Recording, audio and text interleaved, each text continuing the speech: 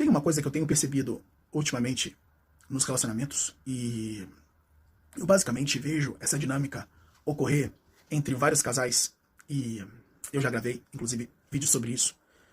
Teve uma porrada de reação negativa. Mas, bom, é o risco que a gente corre por dizer a verdade e o que precisa ser dito. E eu noto que as pessoas elas estão excluindo a desejabilidade da relação. E isso é um grande erro. Por quê? Porque os seres humanos querem o desejável. E por que querem o desejável? Porque o desejável fomenta a posse. O desejo gera a necessidade da posse. Eu preciso ter, porque eu desejo. Quando você... Eu vou fazer um exemplo com bens de consumo, porque é um exemplo cotidiano das pessoas. Não é? Quando você deseja um carro, um smartphone, isso verdadeiramente gera a necessidade de possuí-lo, e é por isso que você vai até a concessionária e compra o carro, ou até a loja e compra o telefone. Principalmente se for aquela maçãzinha louca, né? A tal da Apple. Todo mundo quer um iPhone. É só eu que não vejo graça nisso, mas bom. Todo mundo quer um iPhone, né? O marketing da Apple é perfeito. E as pessoas, elas fazem loucuras para ter um iPhone. Tem pessoas que passam um mês comendo mal para ter um iPhone.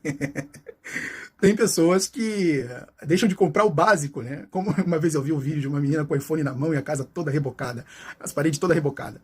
Mas, enfim... Tem pessoas que se abdicam do básico para verdadeiramente aquilo que seria bem mais importante para ela, para comprar um iPhone. Por que isso acontece? Porque um iPhone é um bem desejável. E por ser desejável, ele gera necessidade de posse. Então a pessoa, eu tenho que comprar, ela vai lá e compra. Nos relacionamentos e nas relações humanas, isso não é diferente. As pessoas elas vão desejar a posse daquelas pessoas desejáveis. E quem são as pessoas desejáveis? Desculpa, mas essa é a verdade. As pessoas que se enquadram nos padrões de beleza. É exatamente por isso que um homem que ele não cuida do corpo, não cuida da sua aparência física, ele tende a fazer, na verdade, a cooperar. Isso é um pouco forte, mas olha, eu quero que você não julgue o que eu vou dizer agora, rapidamente assim, e deixa eu terminar as conclusões, porque eu quero buscar explicar isso aqui pra você da melhor forma, tá? Não pra despertar sua raiva ou pra você me julgar, não. O meu objetivo aqui é trazer consciência, tá? Então, antes de tudo que vai vir a seguir, eu vou deixar isso bem claro. Meu objetivo é apenas trazer consciência pra você. Não quero despertar sua raiva, nem o seu ódio. O que geralmente acontece quando uma pessoa se propõe a dizer o que vê, com sinceridade. Entende? Bom, eu não estou falando aqui de uma coisa que eu acredito ser. Eu estou falando de uma coisa que é. E é exatamente por isso que eu sinto a necessidade de falar. Porque é o que é. É a realidade. Eu não estou falando aqui de uma ficção. Eu estou falando aqui do real. Daquilo que as pessoas verdadeiramente vivem. E do que elas podem fazer para melhorar. É disso que eu estou falando. E foi o que eu sempre busquei fazer. Cada vídeo que eu gravei foi para falar do real, não da minha imaginação. Mas... quando um homem ou uma mulher eles não se preocupam em cuidar da sua aparência, eles estão cooperando para uma redução de sua desejabilidade. O que acontece quando a desejabilidade de alguém ela é reduzida? Ela provavelmente vai ser desprezada. Por quê? Porque você despreza tudo que você não deseja mais. Lembra o carro que você amava e que você queria ter, e você muitas vezes sonhava com ele, que depois de você ter conquistado, deu uns 3, 4 meses, ele já não significava a mesma coisa para você? Por que isso aconteceu? Inclusive tem um movimento psicológico que ele é pouco conhecido, chamado de psicoadaptação. Esse termo ele foi cunhado pelo Augusto Jorge Cury, psiquiatra brasileiro, que acredito que você já deve conhecer. Ele vai definir isso na inteligência multifocal.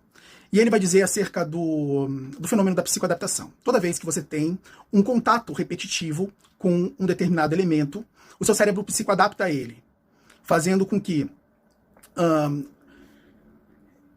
aquele desejo gigante que você tinha no início, com repetitivas interações, ele comece a descer para uma linha de base. A ponto de ele, às vezes, passar da linha de base, dependendo da intensidade do contato. Então, toda vez que, por exemplo, você está com muita fome, aí você estava querendo, por exemplo, comer pipoca.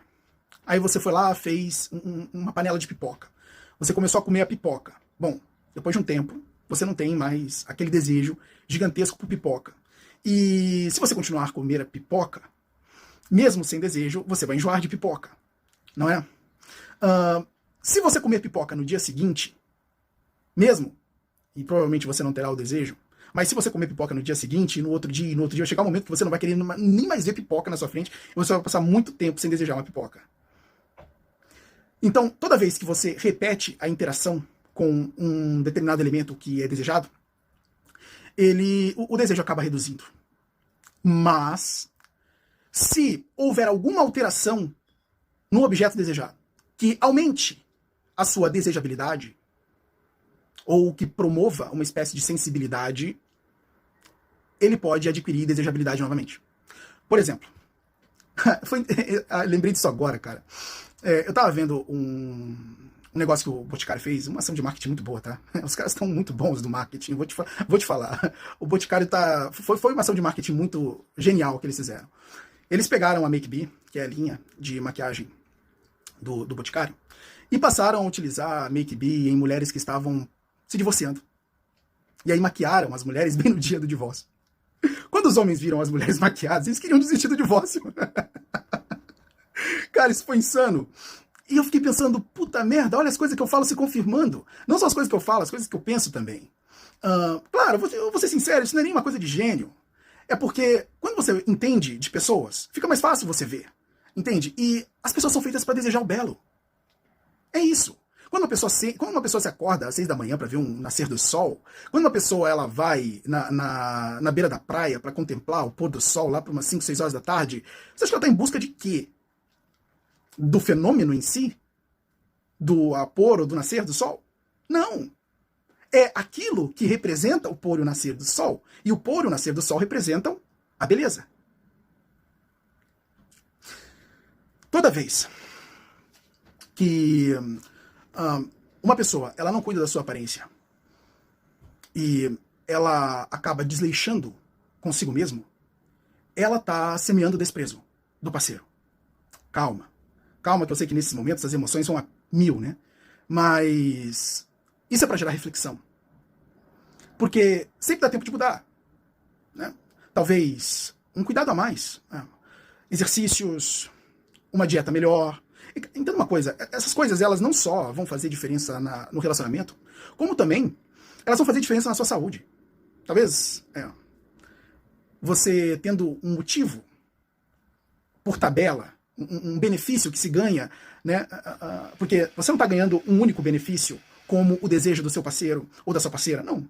Você está ganhando também um outro benefício, que é o aprimoramento da sua saúde.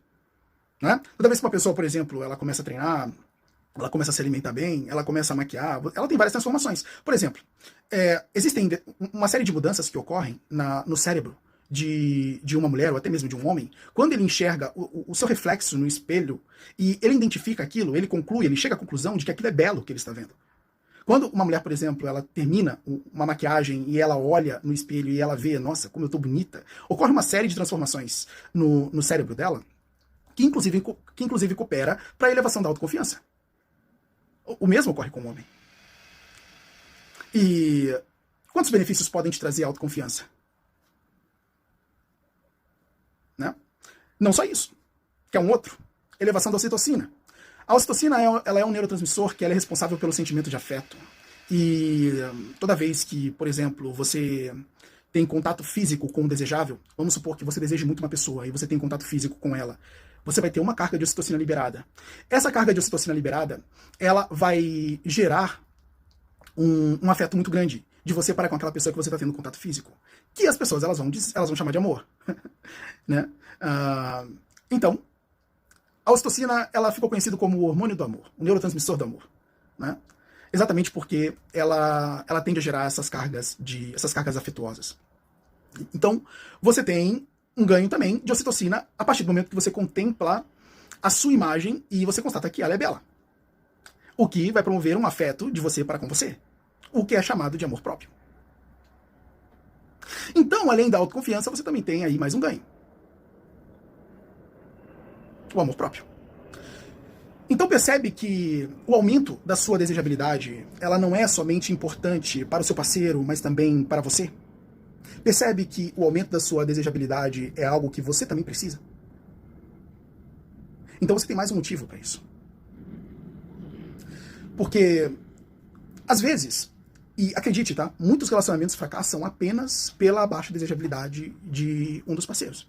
Eles não se cuidam, portanto, eles não se desejam. Portanto, eles não se tocam, não se abraçam, não se beijam. Não fazem outras coisas mais. E o que acontece? A relação acaba. A relação acaba por falta de desejo. A gente podia trazer isso para uma analogia, para uma metáfora, sendo o desejo uma chama que ela nunca pode se apagar, para que o relacionamento ele prossiga. Digamos que a relação depende dessa chama, e essa chama ela não pode se apagar, senão acaba a relação. Aqui nós estamos mexendo com uma coisa que é fundamental e natural nos seres humanos. Eles sempre vão desejar. Eles sempre vão adorar o belo. Eles sempre vão querer desejar o belo. Vão querer possuir o belo. Vão querer o belo próximo a eles. E sempre vão desprezar o feio. Vão rejeitar o feio. E eu estou falando de belo e feio, o que verdadeiramente é considerado beleza para aquela pessoa. O que pode ser feio para você, pode não ser feio para um outro. Então, a questão de belo e feio, ela, em determinados momentos, é objetiva, em outros, subjetiva. Né? Geralmente a gente chama aquelas pessoas que gostam do que a gente julga feio como mau gosto. E tem pessoas verdadeiramente com mau gosto e tem pessoas com gosto diferente. Né? Aquelas que rejeitam o belo objetivo, atribuindo a qualidade de belo ao que é feio objetivamente, essas têm mau gosto.